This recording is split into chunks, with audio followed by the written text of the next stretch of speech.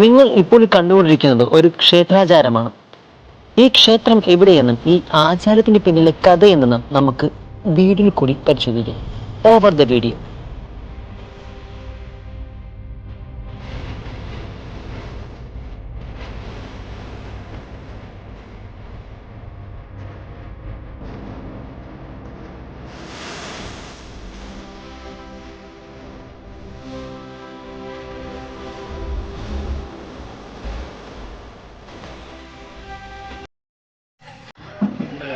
വെളുത്തുരുത്ത് ശ്രീ ശിവശക്തി അർദ്ധനാരീശ്വര ക്ഷേത്രം അഥവാ പിള്ളാരമ്പലം.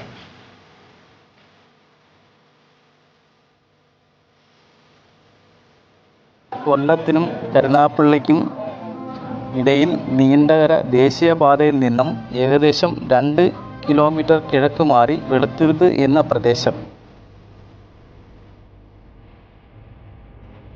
വെള്ളത്താൽ ചുറ്റപ്പെട്ടതും കണ്ടൽക്കാടുകളും നിറഞ്ഞതുമായ വെളിപ്രദേശമായതിനാൽ ഈ സ്ഥലത്തെ വെളുത്തുരുത്ത് എന്ന് അറിയപ്പെടുന്നു.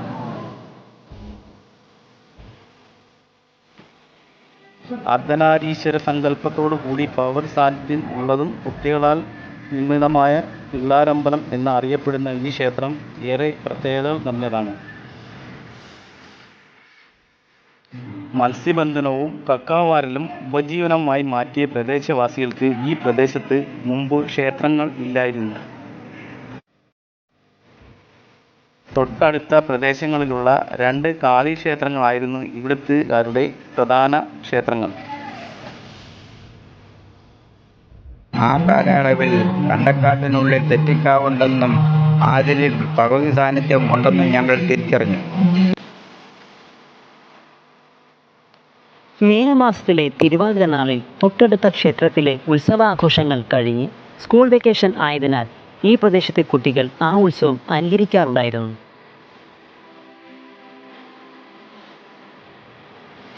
കവളമടൽ ഉപയോഗിച്ച് തിരുമുടി എഴുന്നള്ളത്തും വെള്ളയ്ക്ക കുതിര ഉണ്ടാക്കി കെട്ടുകാഴ്ച നടത്തിയുമാണ് ഇവർ ഇത് അനുകരിച്ചത്.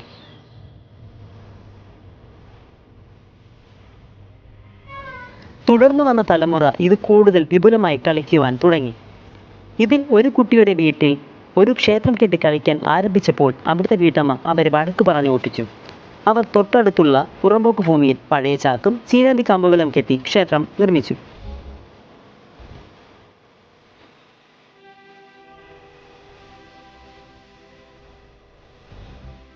അതിനുള്ളിൽ കായലിലെ ചെളിയും ചാണകവും കുഴച്ച് ശിവലിംഗം ഉണ്ടാക്കി പ്രതിഷ്ഠിച്ചു. ചീരാന്തിപ്പത്തൽ വെട്ടി കൊടിമരം നാട്ടി. അതുവഴി നേർച്ചയ്ക്കായി വന്ന ഒരു മണ്ടക്കേട്ട് ഭക്ത ഉപേക്ഷിച്ച കൊടിക്കൂറ ഒരു ചീരാന്തിപ്പത്തലിൽ കൊടിയായി ഉയർത്തി ഉത്സവം ആരംഭിച്ചു.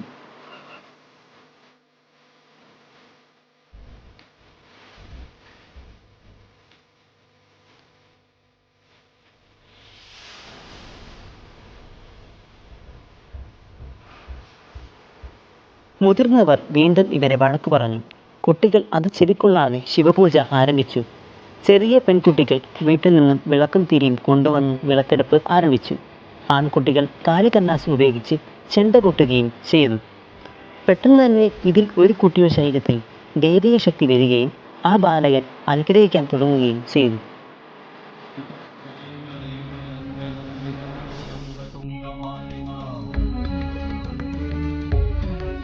ദൈവജ്ഞൻ പ്രശ്നത്തിൽ കണ്ടത് ഇപ്പോൾ കുട്ടികൾ ക്ഷേത്രം നിർമ്മിച്ച സ്ഥലത്ത് പണ്ട് ഒരു ക്ഷേത്രം ഉണ്ടായിരുന്നതായും ആ ക്ഷേത്രം ഒരു പ്രളയത്തിൽ നശിച്ചു പോയിരുന്നു.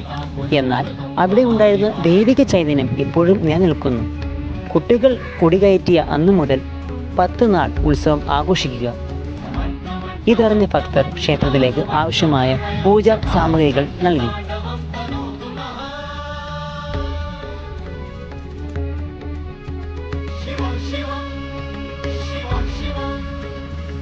കുട്ടികൾ കൊടിമൂട്ടിൽ പൂജയും ശിവലിംഗത്തിൽ ശിവപൂജയും നടത്തി വന്നു. കൂടാതെ നിത്യവും വൈകുന്നേരങ്ങളിൽ ബാലകൻ ശരീരത്തിൽ ഭഗവത് സാന്നിധ്യം കാണുവാൻ ഭക്തിയും കൗതുകവും നിറഞ്ഞ കണ്ണുകളാൽ ജനങ്ങൾ ഒഴുകിയെത്തി.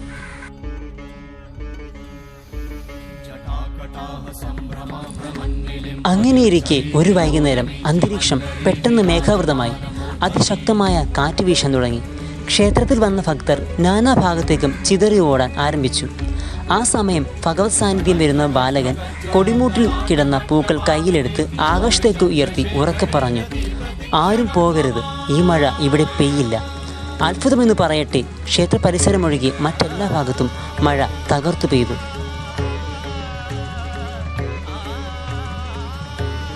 പിറ്റേന്ന് രാവിലെ നിറകണ്ണുകളോടെയാണ് ആ കാഴ്ച സമീപവാസികൾ കണ്ടത്. മഴയുടെ ഫലമായി രൂപപ്പെട്ട വെള്ളക്കെട്ടിൽ ക്ഷേത്രം മുങ്ങിയിരിക്കുന്നു.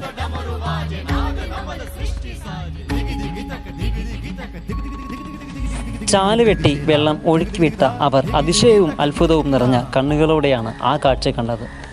ആ ശിവലിംഗത്തിന് യാതൊരുവിധ കേടുപാടുകൾ ഉണ്ടായില്ല. കൂടാതെ തലേന്ന് അണിയിച്ച ഭസ്മക്കുറി അതുപോലെ തന്നെ കാണപ്പെട്ടു.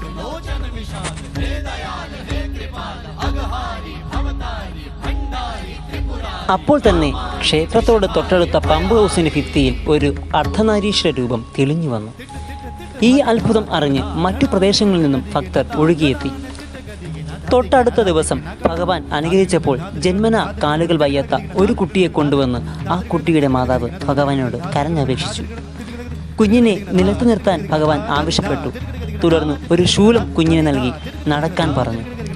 ശൂലം പിടിച്ചു നടക്കുന്ന ആ കുഞ്ഞിനെ കണ്ടതും ചുറ്റും നിന്നവർ കൈകൾ കുപ്പി ഓം നമഃശിവായ ചൊല്ലാൻ തുടങ്ങി. അപ്പോൾ ഒരു ഭക്തൻ ഭഗവാനോട് ചോദിച്ചു, അങ്ങാരാണ്? ഭഗവാൻ അവതരിച്ച ബാലൻ പറഞ്ഞു, ഞാൻ മഹാദേവൻ, എൻ്റെ കൂടെ ദേവിയുമുണ്ട്, ദർശിക്കണമോ?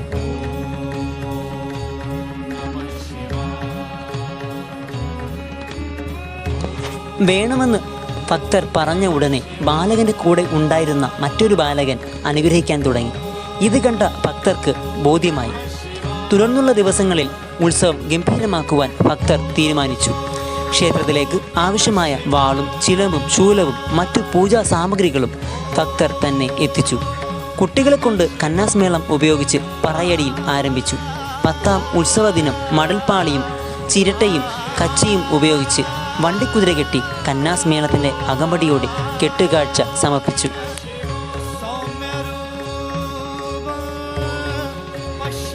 പിള്ളേർ കളിച്ചുണ്ടാക്കിയ പിള്ളാരമ്പലത്തിൽ കുട്ടികൾ കൊടിയേറ്റിയ ദിവസമായ മീനമാസത്തിലെ ആയില്യം നാൾ മുതൽ 10 ദിവസത്തെ ഉത്സവം താലപ്പൊലിയായും കലാപരിപാടികളാലും അന്നദാനം, പറയടിയിൽ പള്ളിവേട്ട, ആറാട്ട്, കെട്ടുകാഴ്ച, പുഷ്പാഭിഷേകം എന്നിവയോടെ കൂടി സമാപിക്കുന്നു.